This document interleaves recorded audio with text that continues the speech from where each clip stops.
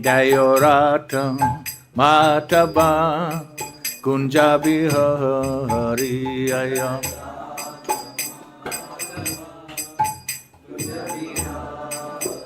Dayo Kopi Chanavallabham Girivaradaham Hari Ayam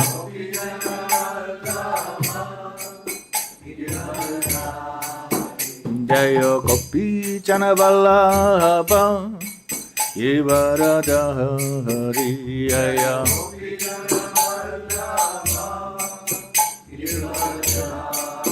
Yasodanandana Bhajajararanjana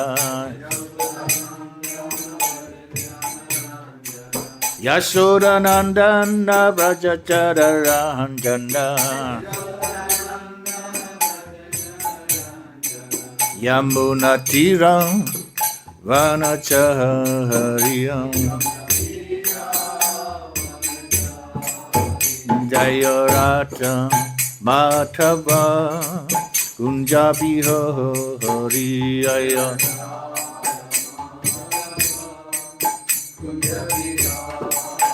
Jayorata Matava Kunja-bihari Ayam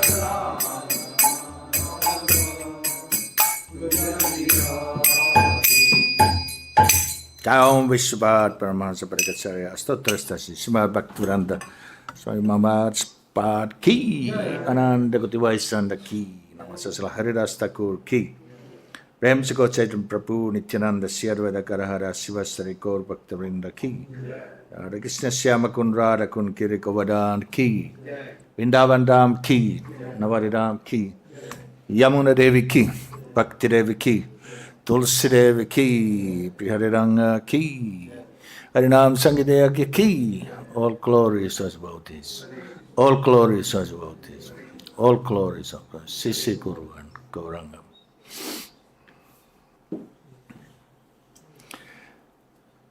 Like to welcome everybody, warmly welcome to this small gathering of the traditional Krishna Balaram Temple's evening lecture, where we today go to the Bhagavad Gita 8:28. So my name is Tatva. This is my 4th decade as a traveling preacher. I was also quite long temple president and regional secretary there in Finland. Nowadays we mostly reside with my wife there in Mayapur over the winter and lecturing also in South India, Tirupati. We were there just recently, and then preaching in universities and colleges around North Europe area there on spring and autumn. So I like to set a light, happened to be the same topic approximately. I was invited to lecture there in ISKCON Bangkok some time ago. So I take now a little different view, but it's still about the same. Om Namo Bhagavate Vasudevaya. Om Namo Bhagavate Vasudevaya. Om Namo Bhagavate Vasudevaya. Vedeṣu yajñeṣu tapaḥsu caiva. Vedeṣu yajñeṣu tapaḥsu caiva. Dāneṣu yat puṇya-phalam pradiṣṭam. Atyeti sarvam idam viditvā. Yogī param sthānam upaiti cādyam.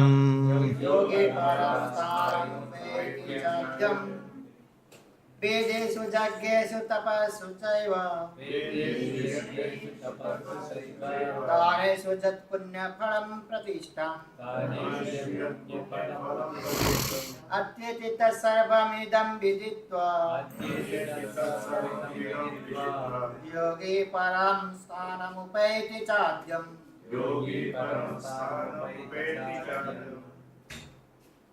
vedeṣu yajñeṣu tapaḥsu caiva vedeṣu yajñeṣu tapaḥsu caiva dāneṣu yat puṇya-phalam pradiṣṭam dāneṣu jat puṇya-phalam pradiṣṭam atyeti sarvam idaṁ viditvā atyeti sarvam idam viditvā yogī param sthānam upaiti cādyam yogī param sthānam upaiti cādyam.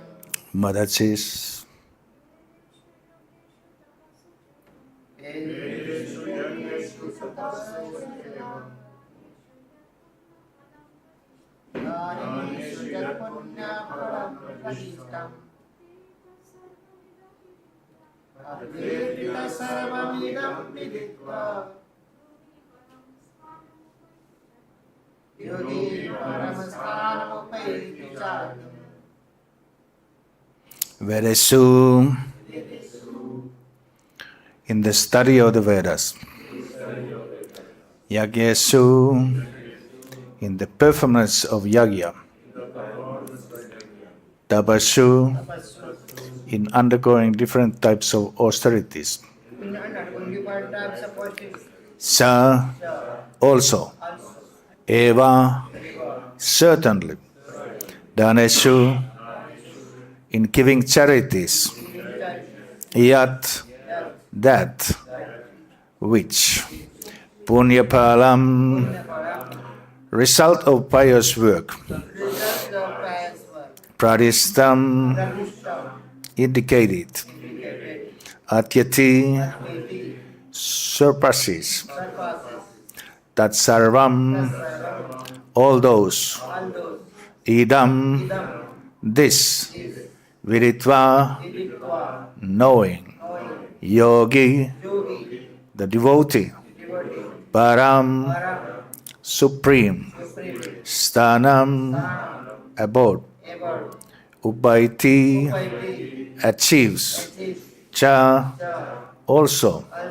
Ādyam, original.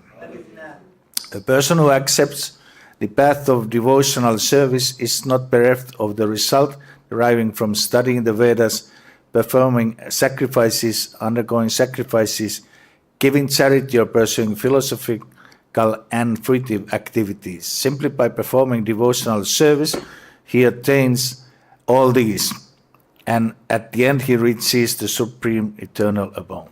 Taught by Srila Prabhupada.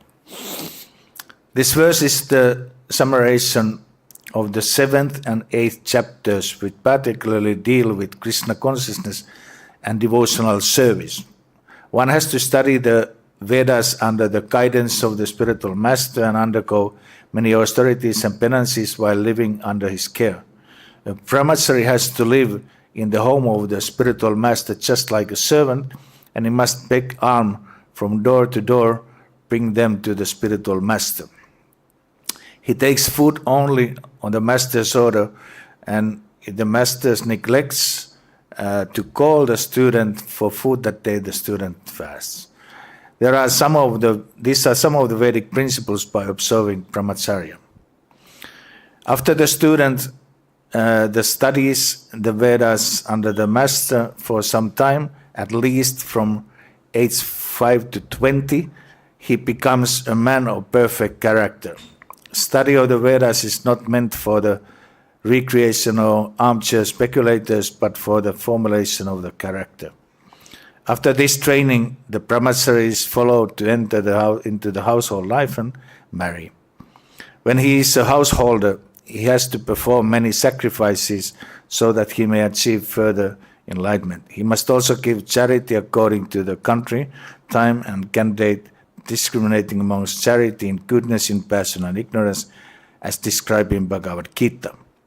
Then, after retiring from household life, upon accepting the order of vanaprastha, he undergoes several penances, living in the forest, dressing with tree bark, not saving, etc.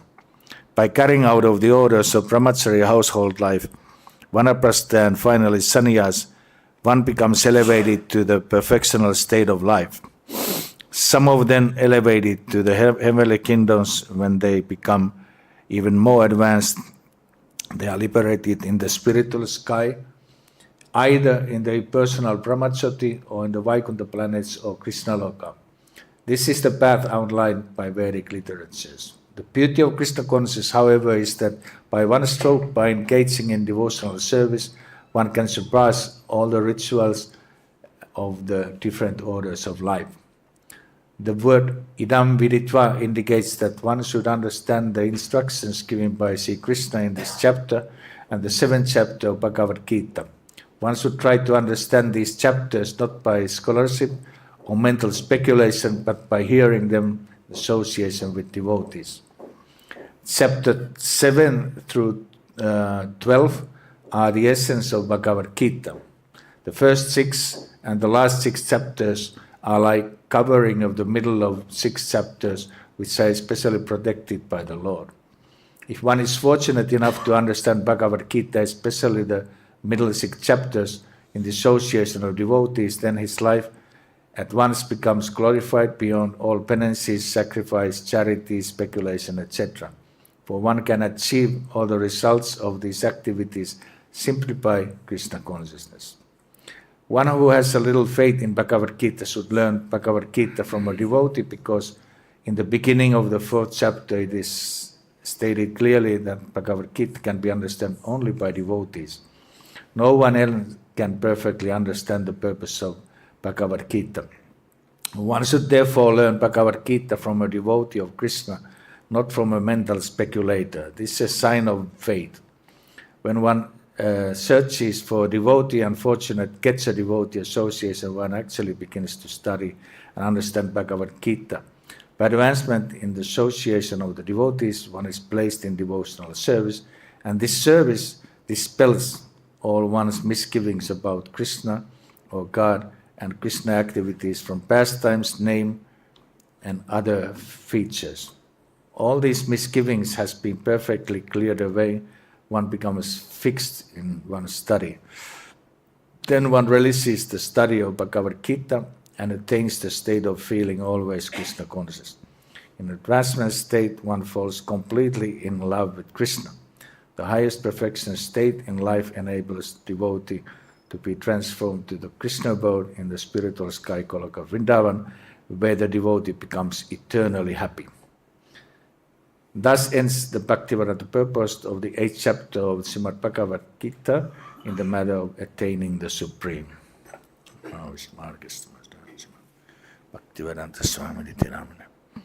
So there has been a lot of discussion. Just we came from Mayapur.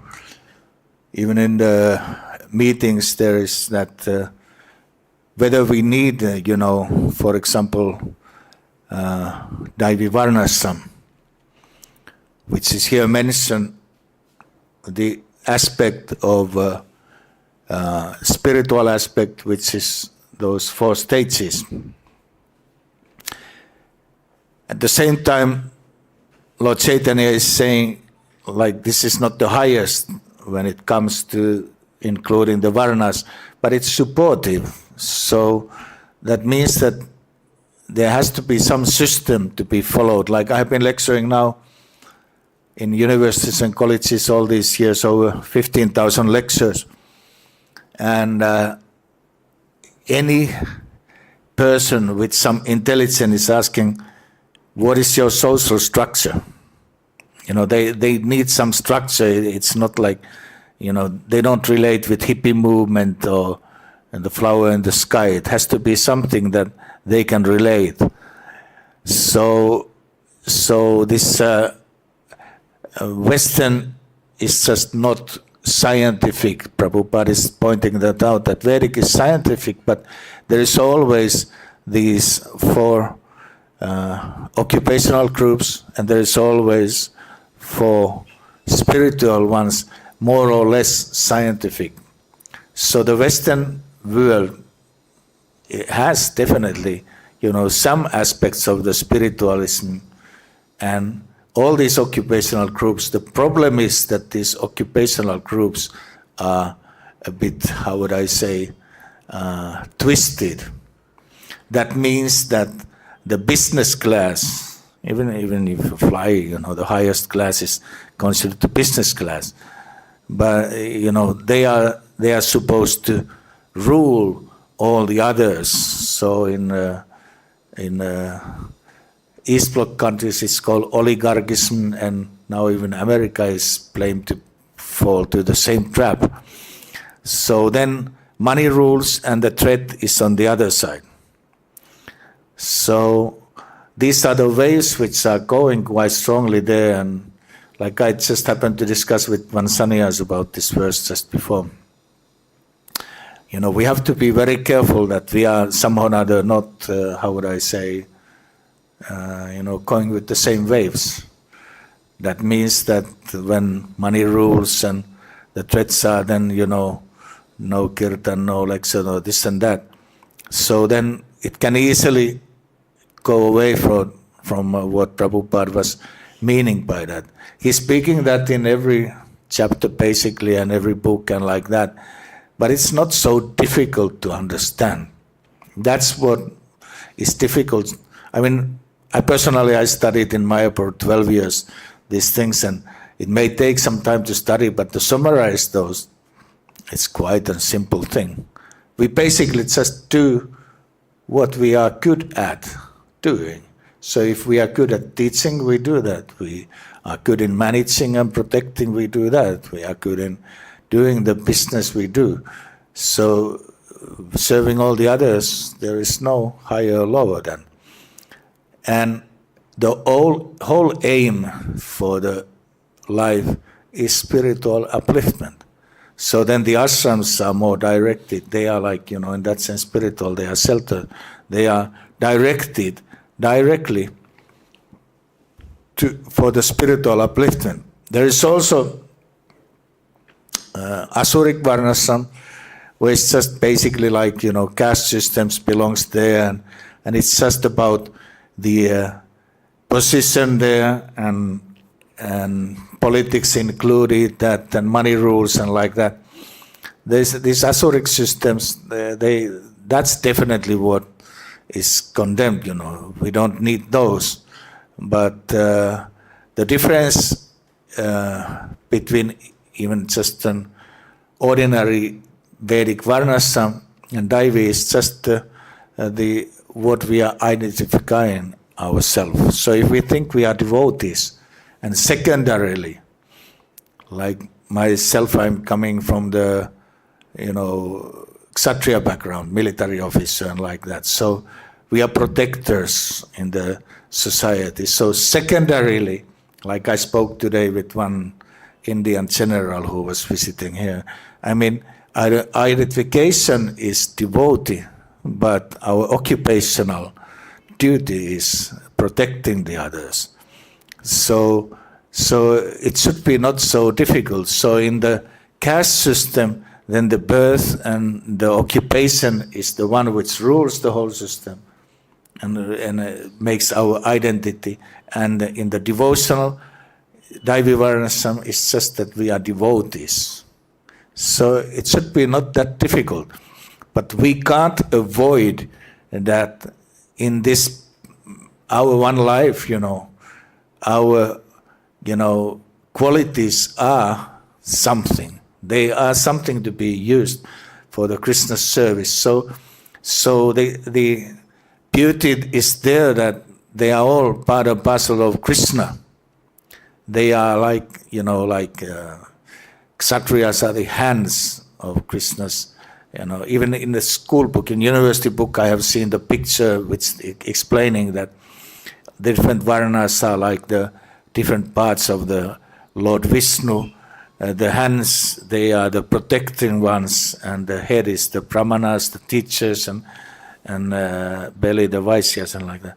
So they are just, the beauty is that when they cooperate smoothly together, that's where it becomes beautiful.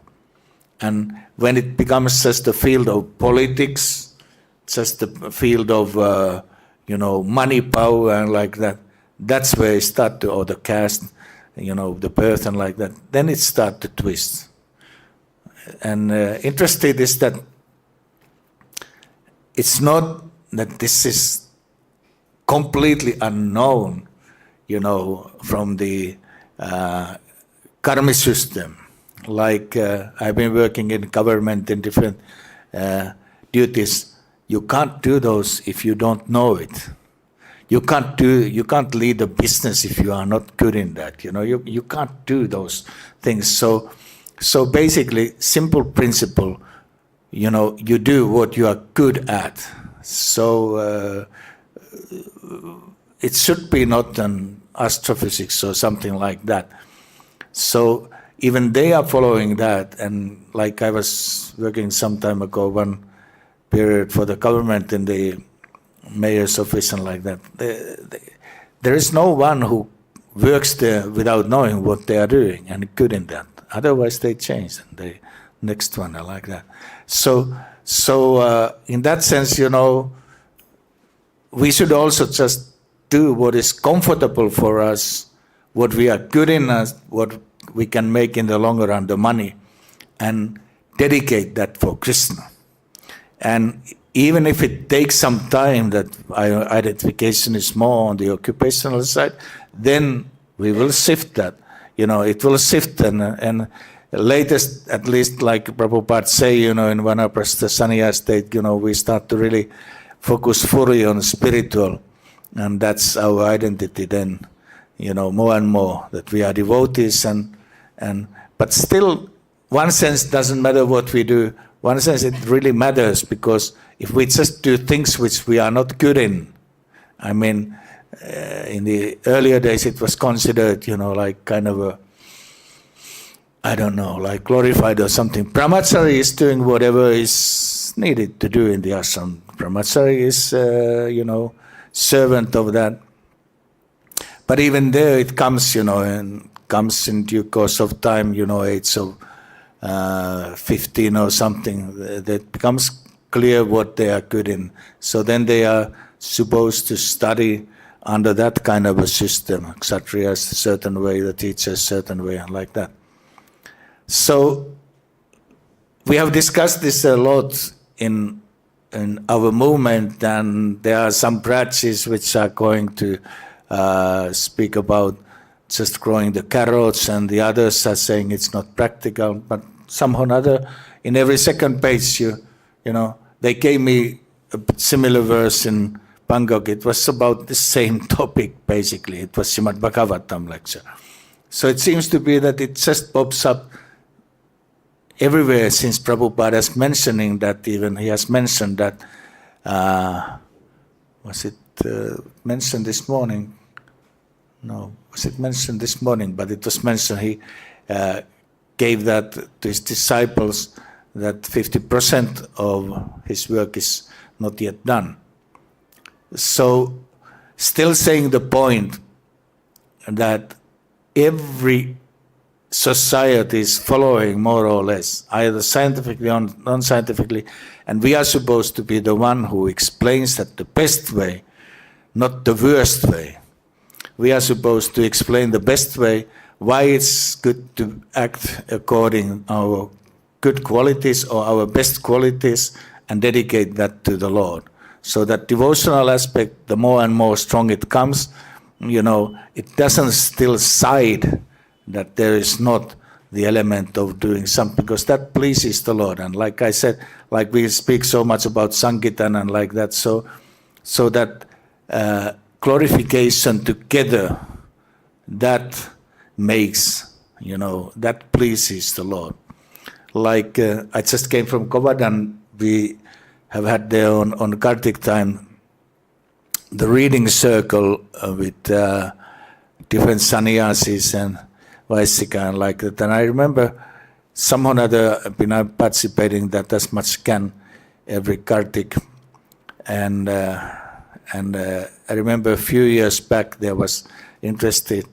Kesava Bharati Maharaj said, well, if I would know that, if this would have been said, already from the early beginning, it was that why the copists are the highest. Like it was, they like to speak about, devotees in general in Raj like to speak about so much copies and like that.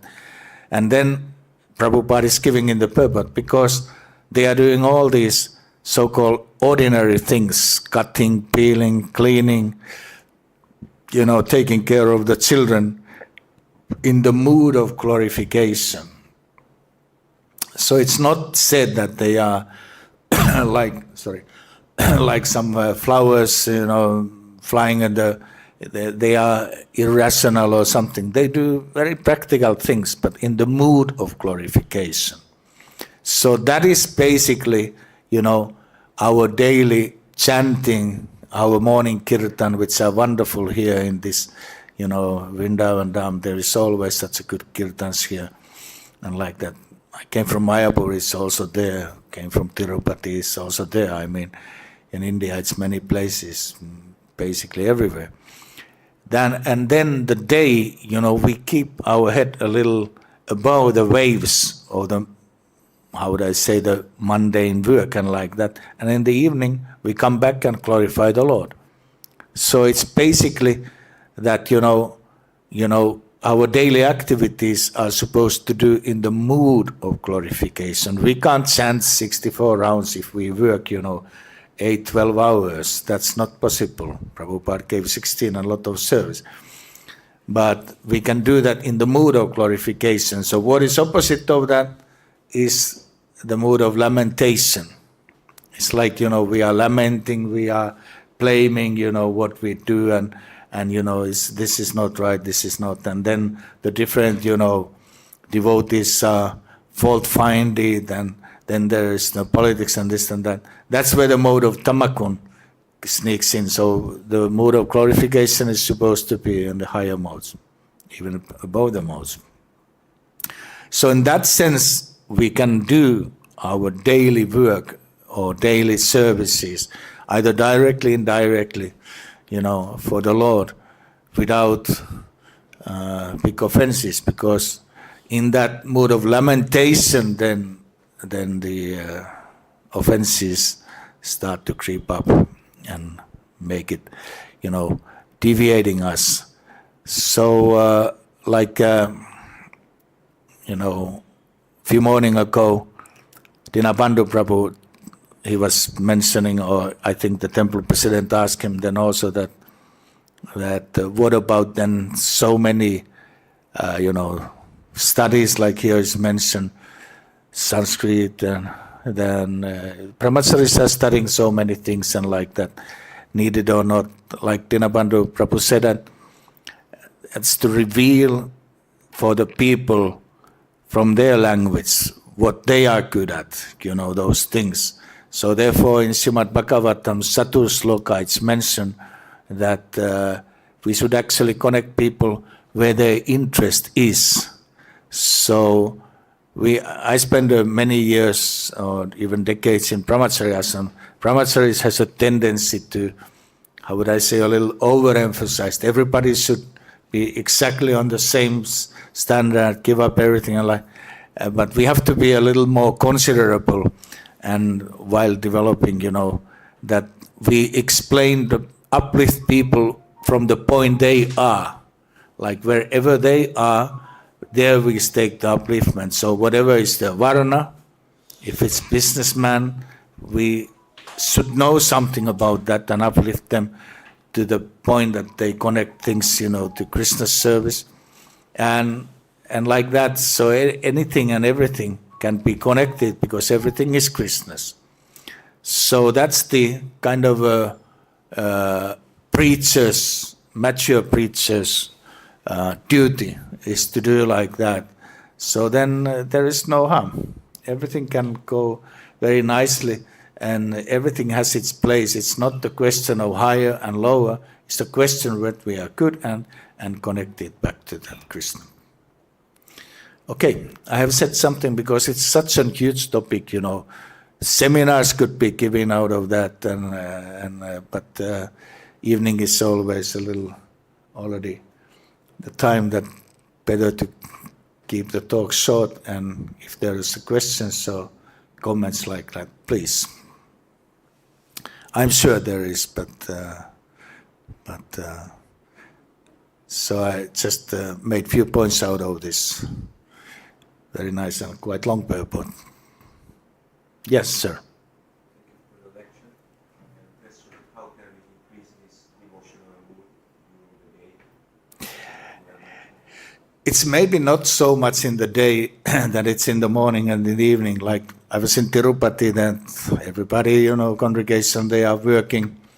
And when there was a bureau meeting, they even shifted the morning lecture to 6:30, meaning that they can get the, experienced devotees association there that time. So it's the association which gives us the devotion. That's what Prabhupada is saying here in the purport. And daytime, good luck if we have any time. I mean, my experience that work is work, and if on lunchtime you happen to meet some devotee, good luck, But normally it's just, But like my last period working for government, 1/3 of the time went just because, the office I was working, they happened to understood I'm Hare Krishna. So someone said, I was working for the embassy there, and I have actually Vedic astrology. The other said, I have done some Ayurvedic courses, and then they had Prabhupada's books and all. So then 1/3 went working and discussing, and a meeting was like 2/3 approximately. 1/3 went just, what is illusion? The questions like that. They came after a few months, not immediately. So actually, when you really see, many have our books. We did a lot of book distribution earlier, so we met. Once, for example, we met one lady said, I love this book. She saw the Srimad Bhagavatam. And I said, okay, yeah. She said, these books are not ordinary books. These books they're like person behind it. And I said, yeah, well, it seems to be, you're sharing the same view than us. She said, our boss has one of those books, and on the lunch break, we have the habit that we are all ladies in the office, says the page number, and whatever they say, it's already, when the boss is reading that, it's always directly advice to that person. So many have already, they may not say, but they have it. So somehow or other, if we catch a little that kind of without becoming like, some kind of Christian, this overrunning style, so the interactive discussion maybe on the lunch break can get some other dimension. I had that experience, but it's not always like that. But whether it's like that or not, then in the evening, I mean, nowadays in West, in Europe, centers are here and there and like that. So you don't find devotees every city, and every city doesn't have a temple. So in these Zoom meetings, one can easily participate. At least I'm participating number of Zoom, meetings and lectures per week, because traveling, we are not able to meet every city the same persons we are used to do.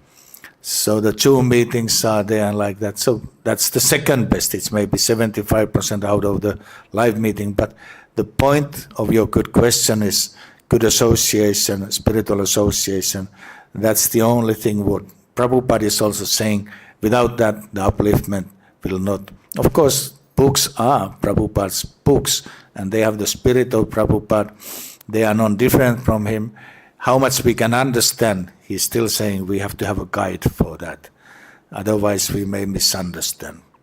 So, summarizing your good question, we can always read, whether there is anybody, we can always listen to recorded when we have a time for that. But as much as possible, the live interactive discussion with the saintly realized person, there is nothing better to get it. So in the modern days, Zooms, Teams, WhatsApps like that, so many ways one has to find some just channels. There is also still one thing. We thought in the beginning that it's all like a Christian concept, that it's all geographical. If you are part of live in a certain city, you have to go well with the devotees in that city. But there is a little more. You normally are more familiar with the same wavelength of same kind of thinking devotees. So it's not that we have to geographically, always meet. We meet the same kind of a person. I spoke with Christian leaders in our country, Finland, and they said they made that mistake in the beginning, and it was a big mistake. It's difficult nowadays. It's so, when you belong to the certain city and certain city area, you're supposed to go to that congregation, but you may feel strange with that congregation. You may feel much more like, like I like to relate with, like I like to discuss today with the general, because we have the same language, We have the same education, we have the same kind of, so it's nice to chat, but that's not always available. Then you can guide the others and preach to the others. Which country you are living? Yeah, well. Yeah. Oh, we were just there in Covenant Festival, we were there. When Hungary, yeah, Hungary. The association with Yeah. Yeah. Shivara Maharaj was now in Mayapur, living just next to us. Yeah. Hungary is doing really great compared to many other European countries. You have a good fortune there, Yeah, we were there in Govardhan Festival. We have had offsite from the Bhaktivedanta College in Finland. We had for many years there. So I visited one point, almost like once a month there, something like that, in Budapest most. Mataji, any good, she's a very experienced preacher like that. Any comments or questions? I was showing you. No, I was showing her because I know her. Yeah. Or anybody, any questions or comments? Yep. Prabhu, Hare Krishna, thank you for the lecture. So I want to ask you, as you spoke that a devotee should engage more and more as per their puṇya-karma, psychophysical nature.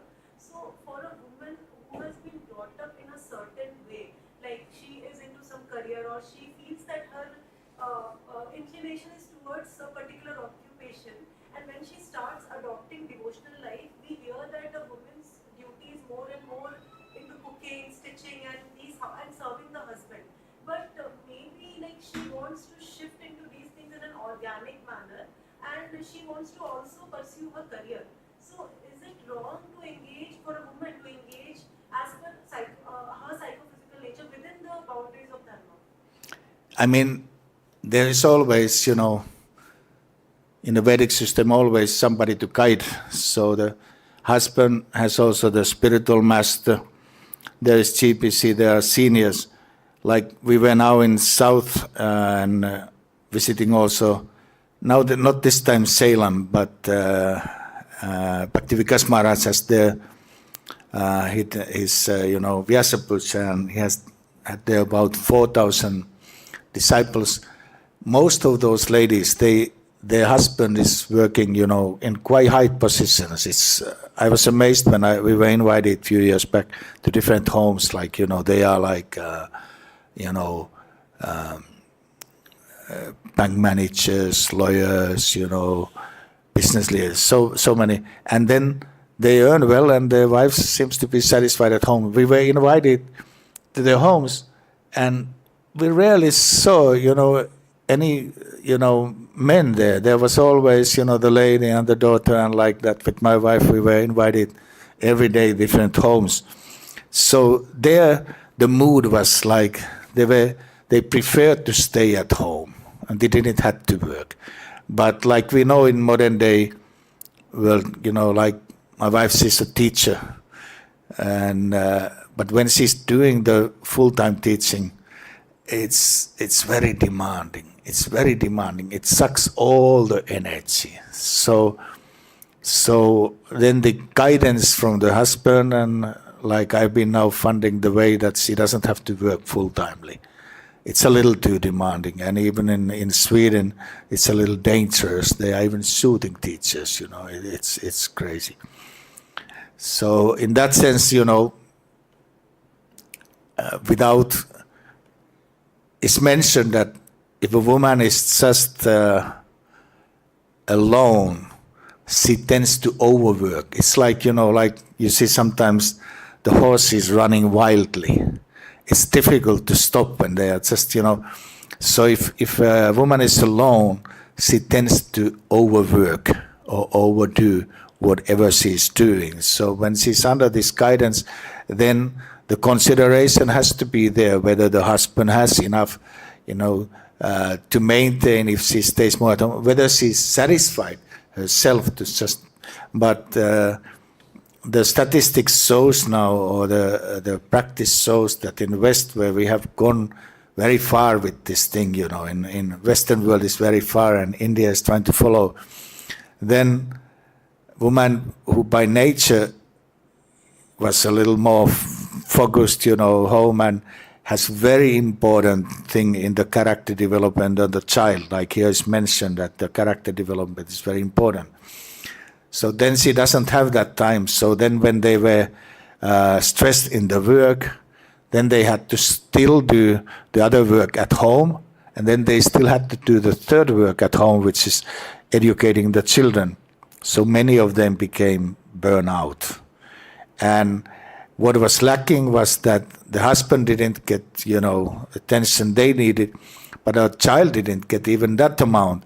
So then when the child is supposed to become something well-educated, they became quite radicalized in our countries. There are many examples of high families, ladies in good posts, and children completely out of the line. So every move has its price. And in that sense, how would I say? Well, I was impressed with this South Indian communities, different there. I mean, we were lecturing universities and Tirupati and Salem and like that. Many of them have already quite high education, but then they prefer to stay at home. So that's a nice combination that people may think, oh, you are not educated. No, they have the education, but they prefer to stay at home. So if one studies, I would say better to study when the youth energy is there. Later on, it's difficult. At the same time, study grants better income. One sense, in the later age, that if one is, studying according to your qualities and like that, even you drop, and then in one point you like the children are adult, and you just somehow or another like to work. Then there is even a saying, the best friend for the travel is actually good character, good education. I was many years dedicating fully to the, Yatra's mission, meaning like, Yatra's leader, temple president, book distribution, as a brahmachari. But because I had good education behind me from National Defense University, I could take back after getting married, which was the order of my spiritual master.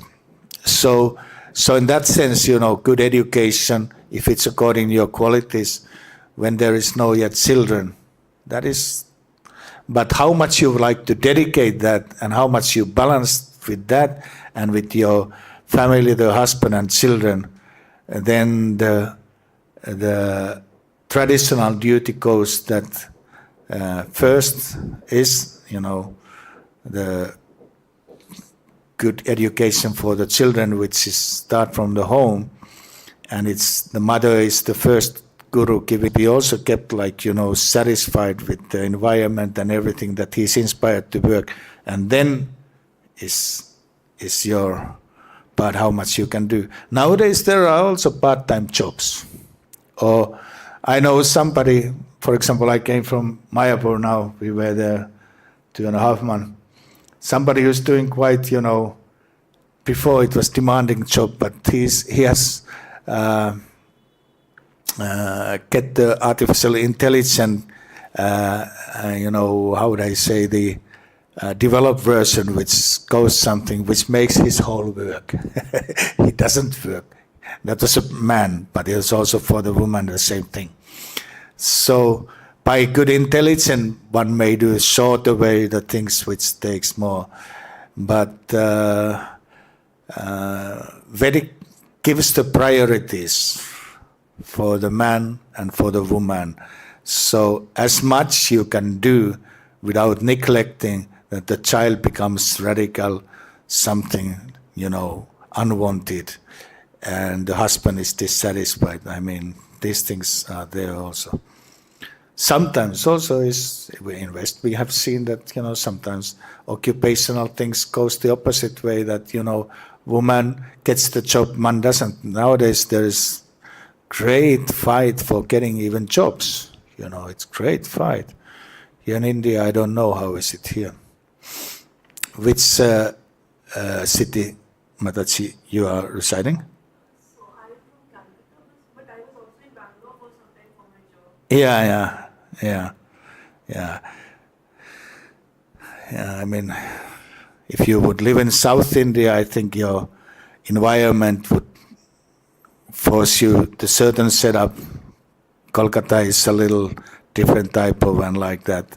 So the family and all these requirements has to be considered there. But then I would say never give up your spiritual life. The work easily demands more than there is 24 hours per day, It easily sucks everything. It has a tendency of modern day work. It sucks everything. It doesn't give anything. It's like, twisted version of sarva. Very good question. Did I reply for? Yeah, because I can just, without knowing person, I can just give the priorities and the principles and a lot of space for application and those authorities which you can't go. Mataji. So I lived in US for like 40 years. I brought up my family. Although I'm not working outside, but just to do your housework, take care of kids, a little devotional service, it's like burns the heart in no time. But I find that my sister-in-law, she lived in India, and her husband worked, and she worked like till 3 o'clock. She's a professional. And she's having so much time because she has a nice servants who do all the work from morning to night, and she's reading 3 hours. At least 1 hour every day, which I've never done. So in India, seems like some professional ladies they have it together. If they can get really good servant, sometimes they have limits. Yeah. They do everything. Yeah. But still, you have to give time. She gave time to her children, and they grew up to be nice, devoted, educated. So it's like more possible in India than. Yeah, that's a good point. That's a very good. Thank you for. It's a very good. Because it's invest somehow or other this overemphasized selfishness. You have to do everything alone. Like I just thought now we were in Mayapur. I mean, we didn't have to worry about cleaning and cooking, and we were both quite busy with our things. My wife had to do further studies and like that. But it's in India, but invest, even just anything, move the things or something. You don't get coolies or something. It's impossible. So that's a good. When I was working for the military, I had 550 men working, which I was heading. So basically, I didn't have to do myself, not even lift a pen. There is always meant to do that, but you have to show the direction. So this is an interesting, if you have a nice position, I don't have that experience of ladies' occupational field. I'm training. I've been training here in India, headmasters and lecturing in universities and like that. So that kind of a field, educational field and like that. But if one has some good position and there are enough those who are serving, maybe you get even much more time. There is some element from the being in the position for the people generally appreciate, like that. I could see, for example, when I was brahmachari, it was a little different type of, approach for the people when you lecture. Then when you are back in the government post, okay. Then you are higher than the teachers, higher than the headmasters and like that. I was directly nominated originally by the president himself. So when I'm back to those services, then it has some, it's not like, for us, so much prestige, but it helps the preaching. So I wouldn't completely quit off the opportunity to do, services and jobs like that, but with the certain limits. So, well, you have a nice experience. You have seen the Western American. I was there just only once, visiting professor in Kansas, Missouri, and I kind of felt this it's very high also in Sweden, overemphasized individualism. In America, I felt like this overemphasized business, this kind of a certain business greediness or something like that. So that normally leads to the situation where you don't have any extra servants or anything. You have to do yourself more and more. Any last comment? Our time is ticking.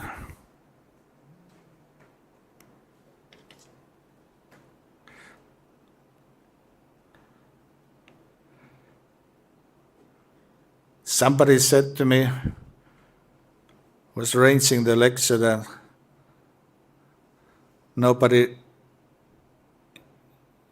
the people are not in the evening coming. It's just like, like you can speak to the empty walls, but I didn't have that experience now. It was so many. Thank you for participating. We are continuing tomorrow to Rishikesh. There's a wonderful festival there in Rishikesh, which is Kirtan festival for 5 weeks. Indra Maharaja's festival there. So I've been there the last few years. It's amazing festival. It's I think 500 to 600 yoga teachers and their students who are dancing in kirtan about 5 hours per evening, 5 weeks. It's amazing. It's Indra Maharaja's. Chai. Yeah, we have,